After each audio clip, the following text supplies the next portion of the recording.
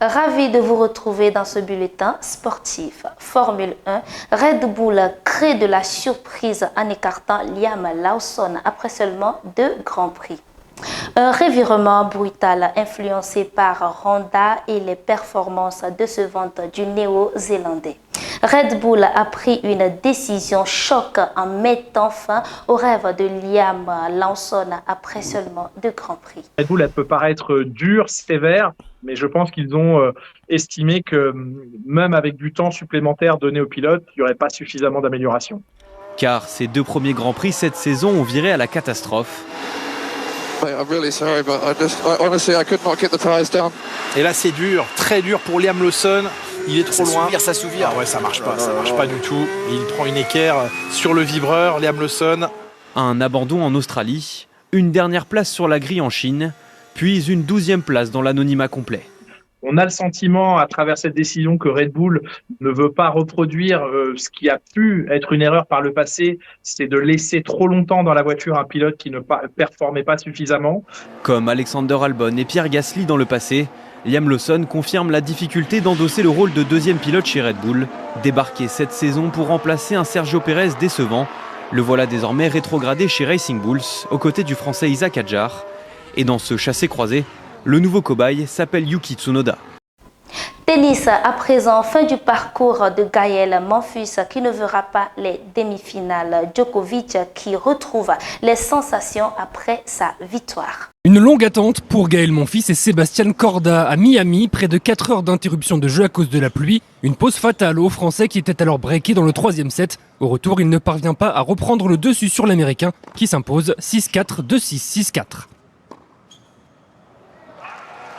En quart de finale, Corda retrouvera Novak Djokovic, le Serbe lui tranquillement passé entre les gouttes. Succès autoritaire 6-2, 6-2 face à Lorenzo Musetti. À 37 ans, Djokovic retrouve des sensations après avoir été éliminé d'entrée à Doha et Indian Wells. Il n'avait plus atteint les quarts de finale en Floride depuis 2016. Djokovic n'est plus qu'à 3 matchs de décrocher le 100e trophée de sa carrière. Football, à présent, l'Albi Céleste qualifié pour la Coupe du Monde après avoir infligé une humiliation au Brésil sur un score de 4-1. Les Fennecs d'Algérie font un nouveau pas vers le mondial après avoir écrasé Mozambique sur un lourd score de 5-1. Monumental Argentine, dans son antre de Buenos Aires, Albi Céleste et Seleção se retrouvaient pour la première fois depuis les tensions de novembre 2023. Un super classico dominé par les Argentins, sans Messi mais pas sans idée, à l'image de ce 2e but.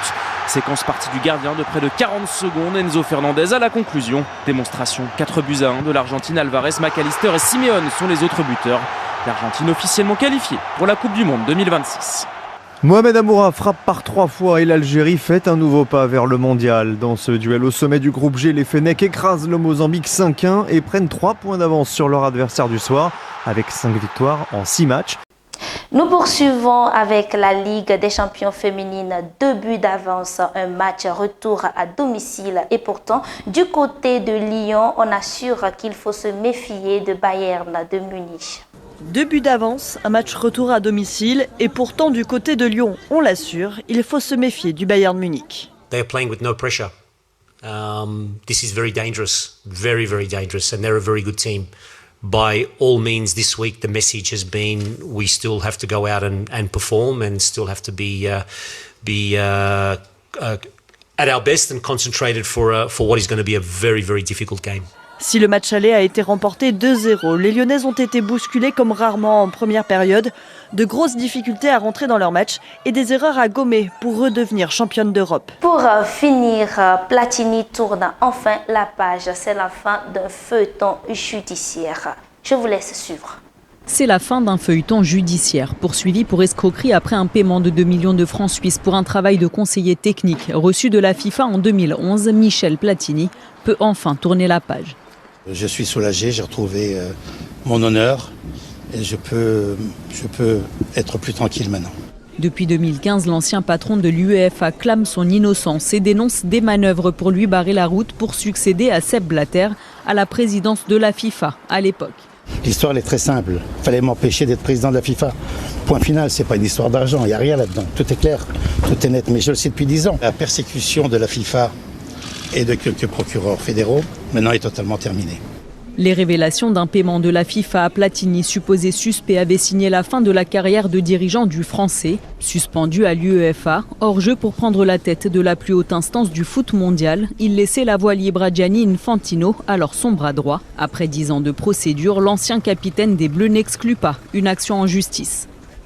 C'est pas facile de s'attaquer à la FIFA, à ses commissions, à la justice suisse. Il faut du temps, il faut de l'argent, il faut beaucoup de choses. Donc on va réfléchir tranquillement. Aujourd'hui, je savoure le moment présent. À 69 ans, Michel Platini s'est dit trop vieux pour briguer de nouvelles responsabilités. La suite, là, maintenant, je vais fêter ça. Merci de nous rester fidèles sur Perfect TV. On se retrouve très bientôt.